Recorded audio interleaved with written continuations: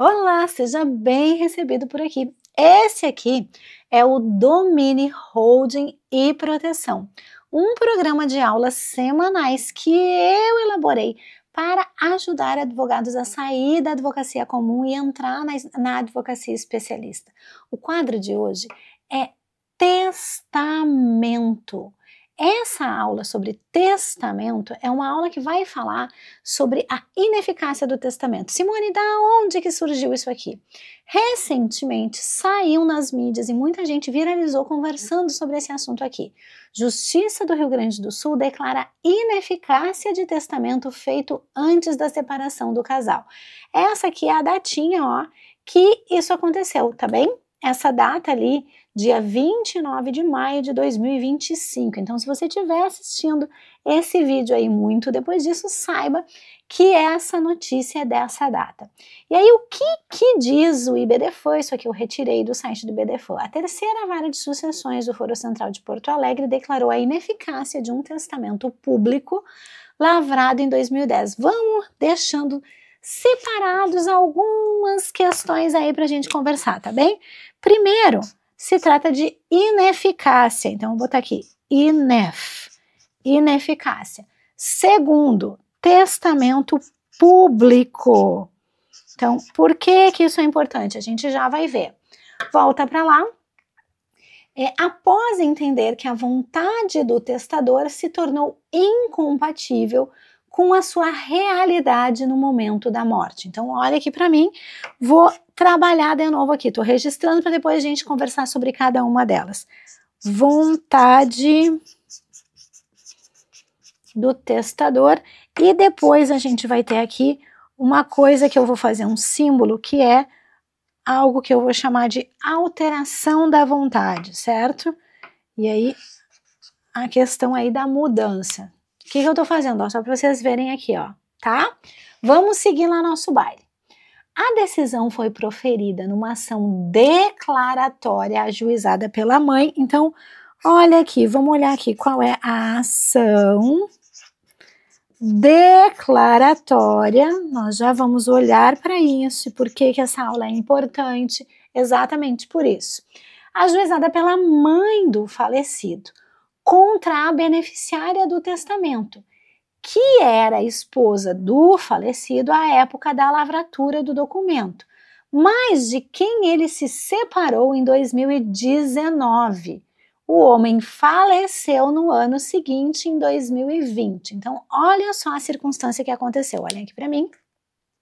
O cidadão, em 2019, fez um testamento e fez um testamento beneficiando uma pessoa específica, que era sua esposa no momento da lavratura do testamento. Então, eu fui lá e eu nomeei o Rodrigo, meu beneficiário do testamento. Quero que toda a minha parte disponível vá para o Rodrigo, meu marido Rodrigo, beleza? Beleza, tá aqui tudo bem.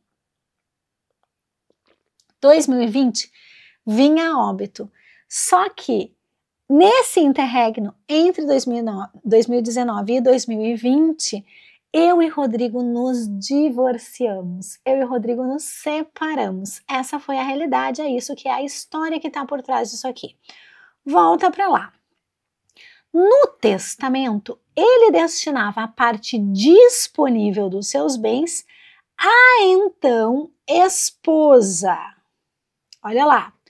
A mãe alegou que a ruptura da relação afetiva entre o testador e a beneficiária antes da morte retirava a legitimidade da disposição testamentária. Olha que interessante isso aqui. Então, olha aqui para mim. Estamos falando de legitimidade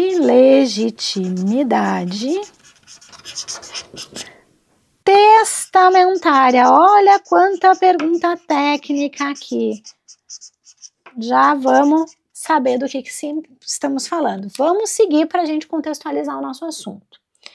Defendeu assim que a vontade expressa no documento havia se tornado ineficaz, uma vez que o filho não teria mantido este desejo de beneficiar a ex-esposa após o fim da convivência. Ao julgar o caso, a Justiça Gaúcha reconheceu que o testamento foi feito quando o vínculo conjugal ainda existia, mas considerou comprovado que tal vínculo deixou de existir menos de um ano antes do falecimento. A separação de fato foi confirmada por sentença judicial e outros elementos, como a exclusão da ex-esposa do plano de saúde do testador. A sentença destaca que houve alteração da substância das circunstâncias. Então, a questão aqui, a justiça declarou o seguinte, houve alteração substancial das circunstâncias. Beleza. E aí, bora lá, seguir aqui, né? A ação foi julgada procedente e a justiça determinou a comunicação da decisão ao segundo tabelionato, onde teria sido lavrado o testamento. Aqui, gente, a gente tem o quê? Vontade real. As advogadas que estavam nesse caso, que inclusive meu beijo gigante para a Fernanda, para a Bruna e para a Luísa, todas especialistas em proteção de patrimônio, família e empresa, meu beijo gigante, Fernanda foi minha colega, sócias do escritório atuaram no caso e avaliam que a decisão privilegia a vontade real do testador, que está em conformidade com a legislação e a jurisprudência, e elas respondem em conjunto. É fato que temos tomado cada vez mais consciência que a vida é dinâmica e imutável. Por conseguinte, a interpretação das questões submetidas ao judiciário também deve acompanhar esta realidade. Para elas, trata-se de uma decisão inovadora na medida em que são poucos os precedentes consolidados no âmbito do tribunal que declaram a ineficácia em razão da quebra do objetivo do documento. Então, olha aqui, a gente botou aqui alteração substancial e a gente tem uma outra informação que é quebra do objetivo do documento, quebra do objetivo do documento.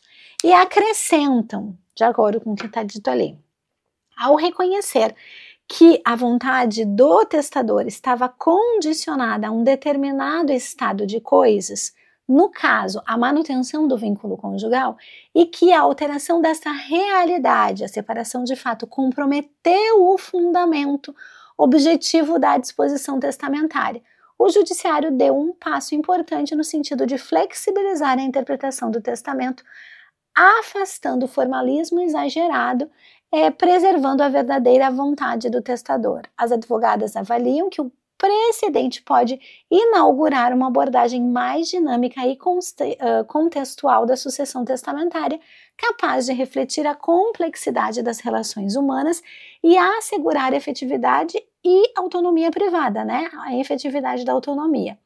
Elas destacam, com esse entendimento, casos em que disposições testamentárias se revelam incompatíveis com a realidade vivida pelo testador após a lavratura do testamento, poderão ser analisados à luz dessas mudanças. Dessa forma, garante-se maior justiça e efetividade às decisões sucessórias com a preservação da verdadeira e última vontade do testador. Elas concluem. Beleza? Fechado aqui? Este é o documento, esta é a notícia da mídia e é isso que nós vamos conversar por aqui. Primeiro, a gente vai precisar reconhecer que testamento é um instrumento contratual que uma pessoa faz para que tenha efeitos depois do seu falecimento. Eu fiz uma declaração de vontade e essa declaração de vontade, ela tem intencionalidade que seja levada a efeito depois de eu morrer. Eu posso instituir o testamento sobre toda e qualquer parte do meu disponível. Então, eu tenho regras da codificação civil que dizem que o testamento só é possível para as pessoas que tenham herdeiros necessários sobre 50%. Além disso, é importante de destacar que para que eu tenha um testamento válido, é importante que eu obedeça a todos os critérios de existência, validade e eficácia dos atos jurídicos em geral. critérios de existência, agente, objeto e forma, critérios de eficácia, não ser nulo e não ser anulável, e aí a gente tem a incapacidade do agente, a ilicitude do objeto, a informalidade da forma, o uso da forma inadequada como causas de nulidade, e a gente tem defeitos dos negócios jurídicos como o erro, o dolo, a coação, a circunstância de ter sido celebrado mediante coação, como elementos que tornam este negócio jurídico anulável. E além disso, eu preciso entrar na codificação civil, na parte que disciplina quais são as hipóteses de nulidade de testamento e deixar muito claro que nós estamos diante desta realidade. Então, quando nós falamos de ineficácia de testamento, nós estamos dizendo que esse testamento ele passou na primeira rampa da escada pontiana, que é a rampa da existência. Sim, esse testamento existe. Ele passou na segunda rampa da escada pontiana, que é esse testamento é não nulo e não anulável, ou seja, ele é perfeito. E agora a pergunta, a tentativa é de declarar a ineficácia, e foi isso que a Justiça do Rio Grande do Sul disse. Aqui em cima, na eficácia, não pode ser eficaz. Dentre os assuntos que geram ineficácia de testamento, a gente tem os tradicionais casos de rompimento do testamento e as hipóteses de caducidade, porque isso diz respeito ao elemento eficacial, quando o testamento, em que pese seja existente e válido, ele não está apto a gerar efeitos na vida real, seja porque foi rompido, regras do Código Civil, seja porque foi se a gente tiver causa aí de caducidade, é que vai levar ao impacto da ineficácia desse testamento. Beleza. Esse caso específico, então, diz respeito a essa primeira circunstância aqui, que é a ineficácia. Estamos falando do item 1, ineficácia. Logo, qual era o argumento?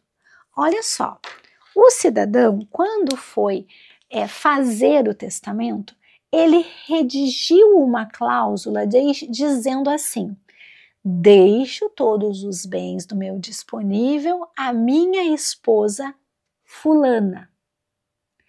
Ela está nominada e ela ostenta a qualidade de esposa devidamente identificada no testamento. Qual é o problema? Ato contínuo, o cidadão falece e não declina do testamento, não retifica o testamento e também não diz que o testamento não deve mais existir. Ele não vai ao tabelionato de notas e diz assim: veja bem, eu não quero mais esse testamento, veja bem, isso não serve mais para a minha realidade agora que eu me divorciei. Talvez não tenha nem passado na cabeça dessa pessoa. Então, a mãe, que seria a beneficiária, caso nós estivéssemos diante, então, de uma inexistência do testamento, ou então de um testamento que eu digo que eu não tenho mais interesse, que eu vou lá e declaro que eu não quero mais que ele pare em pé, eu revogo esse testamento. Qual seria a leitura possível deste assunto? Nós bem sabemos que a declaração de vontade do testador é elemento que traz um condicionante para dentro da situação testamentária. Então, a vontade do testador, ela é uma vontade que é exarada a partir de determinadas condições. Quais são as condições? Não sei.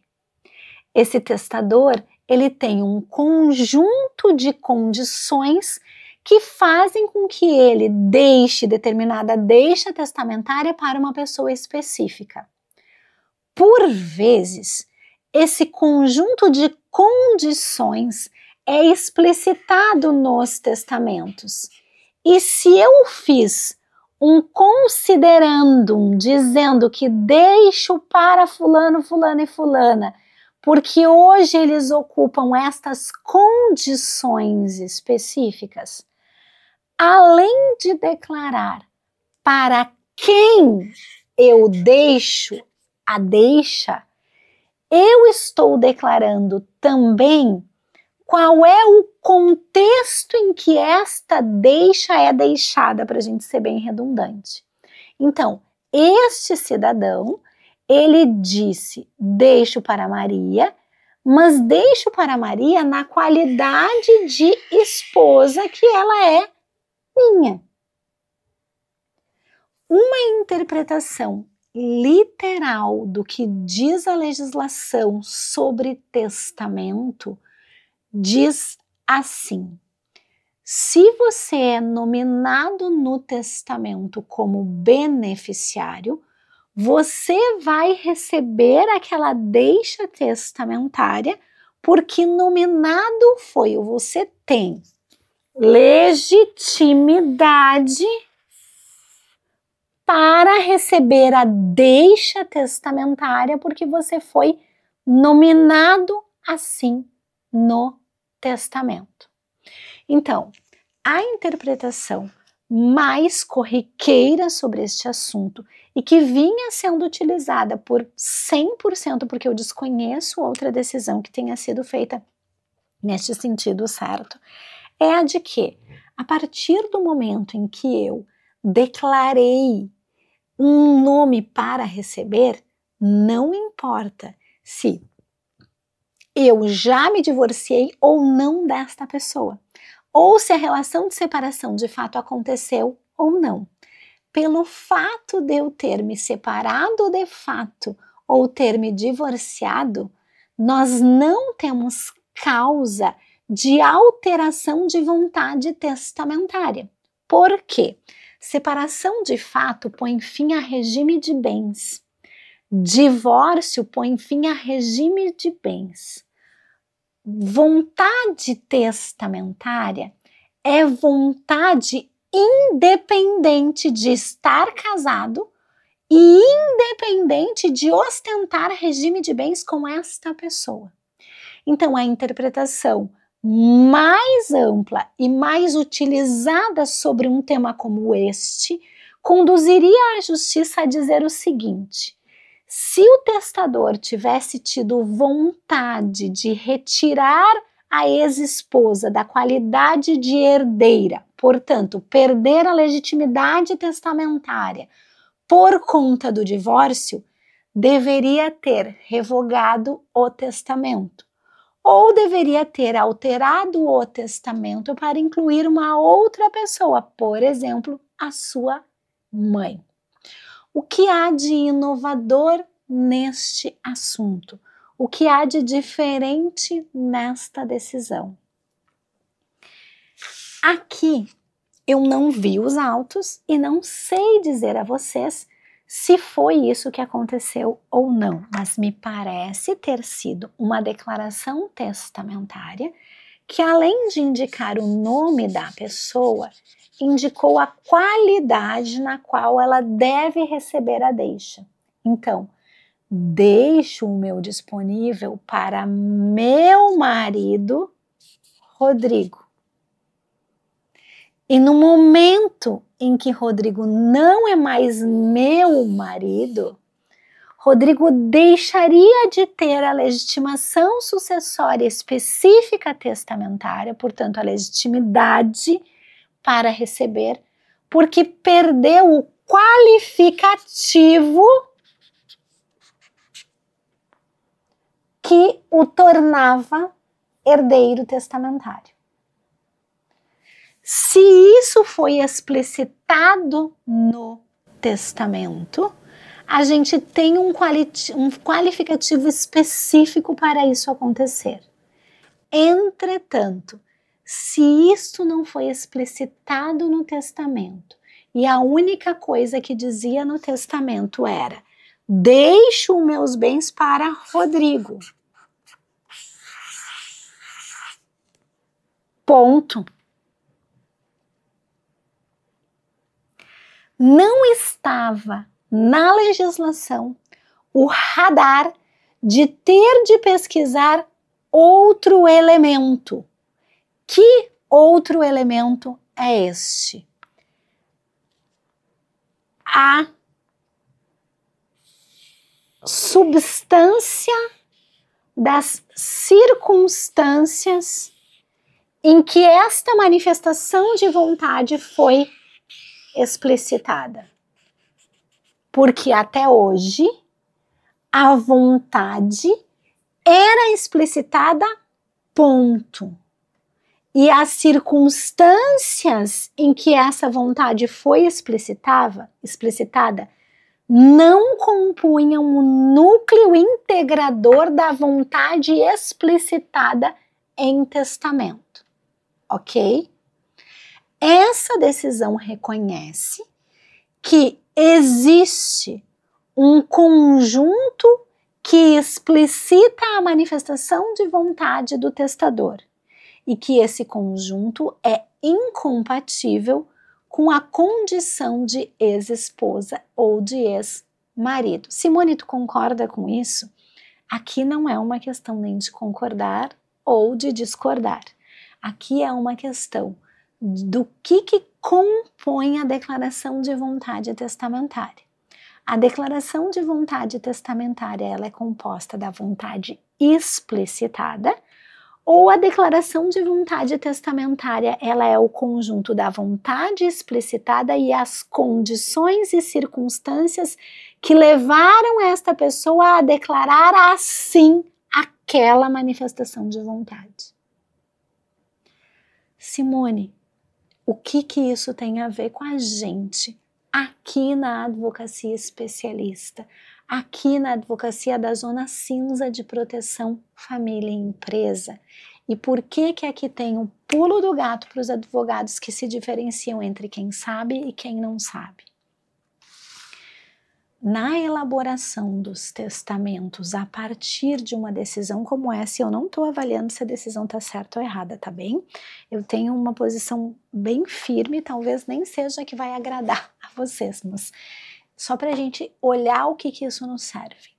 O judiciário, numa decisão, não foi nem o tribunal, tá? Foi numa decisão de vara sucessória, certo?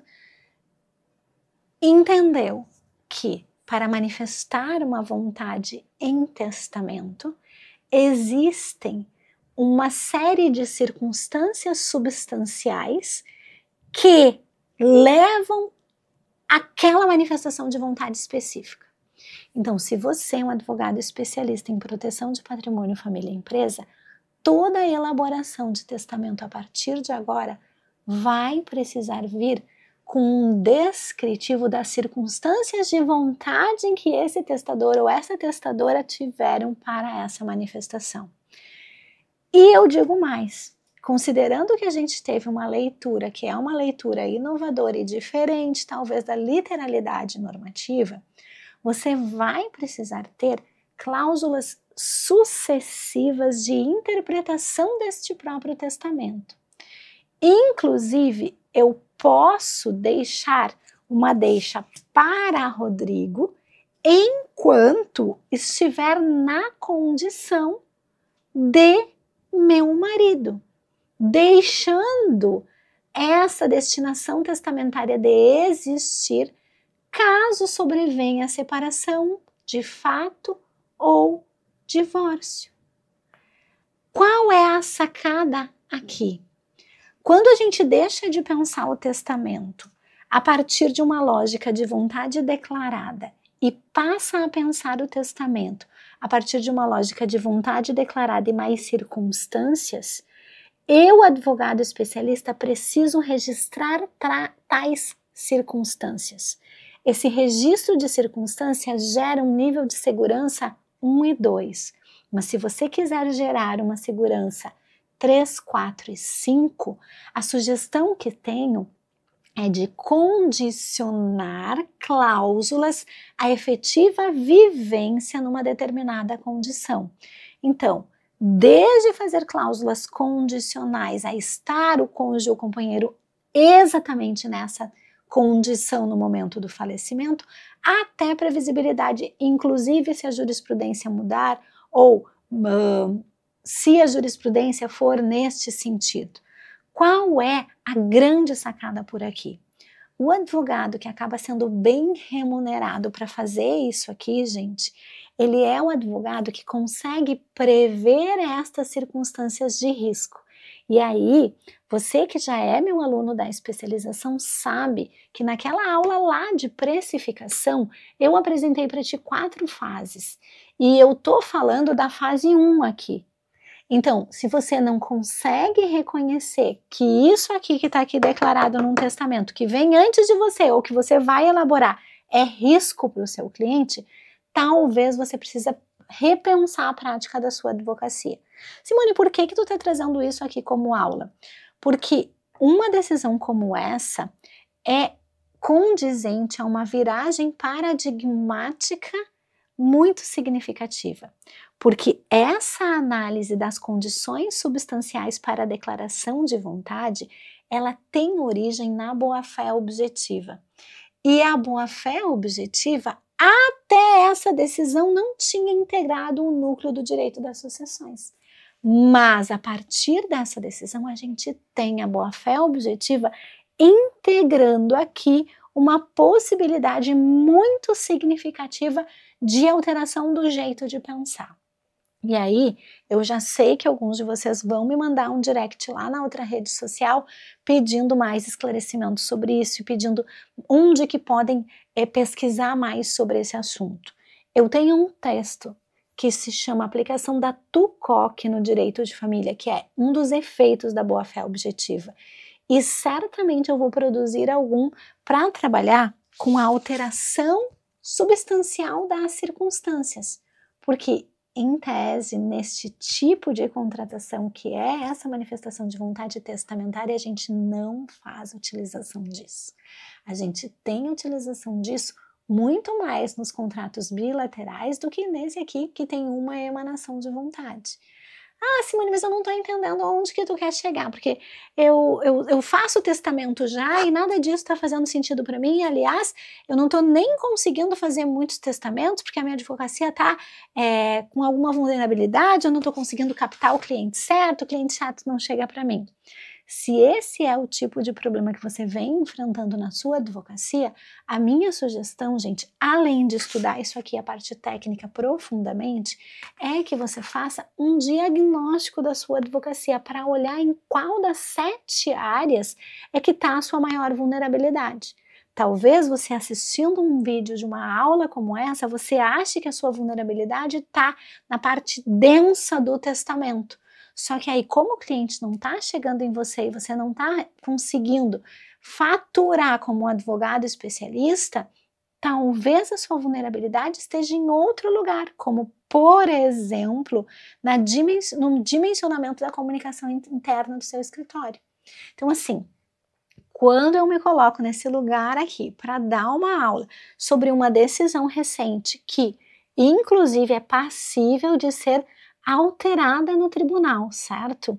O que eu estou dizendo é o seguinte, gente, há alguém analisando o testamento, utilizando elementos que até hoje não foram utilizados. Como que você faz para não dar esse tipo de BO para o seu cliente de testamento? Você vai utilizar as circunstâncias e integrar as circunstâncias dentro do instrumento. E Simone, por que tu disse aqui que o instrumento era público? Porque o fato de ser instrumento público faz toda a diferença. Porque aqui a gente tem a chancela de um tabelião de notas ou de uma tabeliã de notas. E se o tabelião ou a tabeliã não estiver disponível para registrar os seus considerandos, que é essa parte vermelha, ou os seus motivos determinantes para que seja feita essa deixa desta forma, a minha sugestão é que você encontre um tabelião para chamar de seu. Por quê?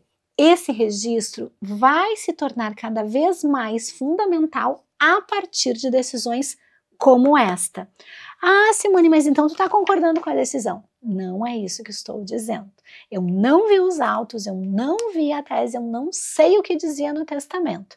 A única coisa que eu sei é que até hoje as condições em que uma pessoa tem para elaborar um testamento nunca foram questionadas e foram aceitas em juízo. E essa decisão nos levanta uma lebre, nos levanta uma ativação de, olha, se tem alguém que está interpretando assim, é porque talvez a gente precise revisar a nossa prática. Se você é meu aluno e não sabe onde é que está essa parte da matéria aqui, que é a parte da matéria da legitimidade para testamento, está lá no módulo de planejamento sucessório. Está na parte de planejamento sucessório quando eu trabalho especificamente os instrumentos. Lá você vai ter toda a dimensão da existência, da validade e da eficácia do testamento. Então, Simone, não sei. É só entrar na plataforma e ir lá procurar o módulo de planejamento sucessório que você vai ter aula profunda sobre esses elementos. Simone, eu não encontrei a matéria lá. Porque a matéria é de, entre aspas, ontem, né? E eu tô trazendo esse anúncio aqui em primeira mão. Então, para você conseguir receber o material dessa aula aqui e receber, gente, tudo que tem de atualização, que tem de mais contemporâneo, é só se inscrever no programa de aulas semanais. Se você não é inscrito, inscreva-se. E se você quer saber por que a sua advocacia ainda não decolou e o que está de vulnerabilidade nessa advocacia, é só agendar com alguém da minha equipe, porque a gente vai ter aí uma sessão diagnóstica e você vai sair dessa sessão com certeza com ali o top 3 da sua maior vulnerabilidade, tá certo? Eu vejo vocês na próxima aula desse nosso Domínio, Holding e Proteção.